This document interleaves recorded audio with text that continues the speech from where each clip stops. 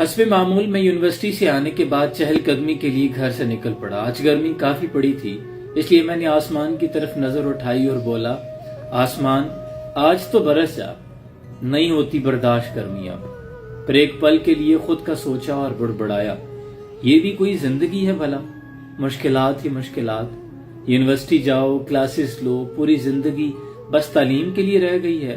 پھر اس کے بعد کام پر بھی دھکے کھاؤ اور زور سے ایک کنکر کو پاؤں مارا جو ہوا میں اچھلا اور دور جا گرا۔ پر ایک پل کے لیے میری نظر روڈ کے کنارے پہ پڑ کر پھر وہیں رک سی گئی۔ ایک پیاری ننھی سی گڑیا ایک نوٹ بک لیے اسکول کا کام کر رہی تھی۔ یوں نیچے بیٹھے دیکھ کر اور پاس ہی بوٹ پالش کا سامان دیکھ کر میں اداس ہو کے رہ گیا تھا۔ میری آنکھیں زیادہ دیر درد برداشت نہیں کر پائی اور ایک موٹا سا آنسو دائیں آنکھ سے بہتا ہوا میرے گال پر اتر گیا۔ میں بے چین سا ہو گیا۔ وہ گڑیا اپنا کام کیے جا رہی تھی۔ بہت سے سوال میرے ذہن میں گھوم رہے تھے کہ ایسی کیا پریشانی جو معصوم کو ایسے کام کرنے پہ مجبور کر چکی تھی۔ میں اس کی طرف چل پڑا، تھوڑا سا پاس گیا۔ اس کو میری موجودگی کا احساس نہیں ہو پایا تھا۔ وہ خاموشی سے کام لکھے جا رہی تھی۔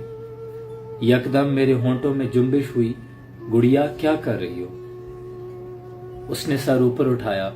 اس کو لگا کہ مجھے جوتے پالش کرانے ہیں۔ اس نے میرے جوتوں کی طرف ہاتھ بڑھایا ہی تھا کہ میں نے جھٹکے سے پیچھے ہٹا لیا اور بولا، نہیں نہیں گڑیا، مجھے جوتے صاف نہیں کرانے۔ اور میری روح کانپ سی گئی تھی۔ میں نے تھوڑا سائیڈ پہ دیکھا اور اس کو خبر نہ ہو میں نے فوراً رومال نکال کر آنسو صاف کر لیے۔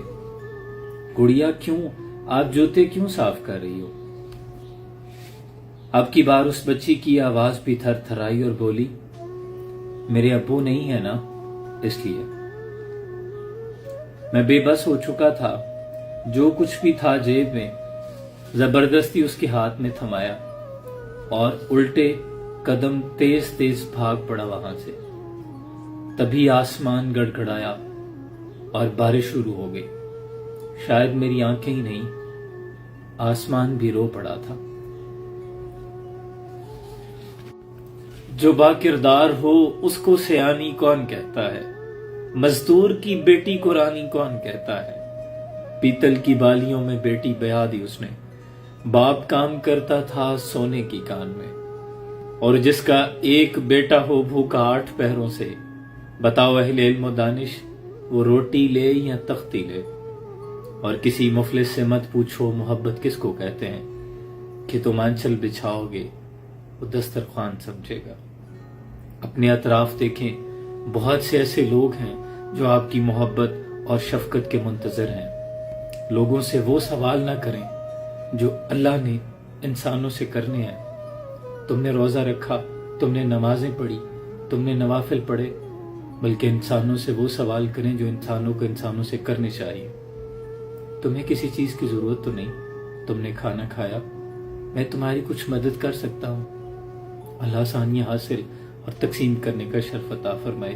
خدا کے بندے تو ہیں ہزاروں، بنوں میں پھرتے ہیں مارے مارے، میں اس کا بندہ بنوں گا جس کو خدا کے بندوں سے پیار ہوگا۔ سلام علیکم۔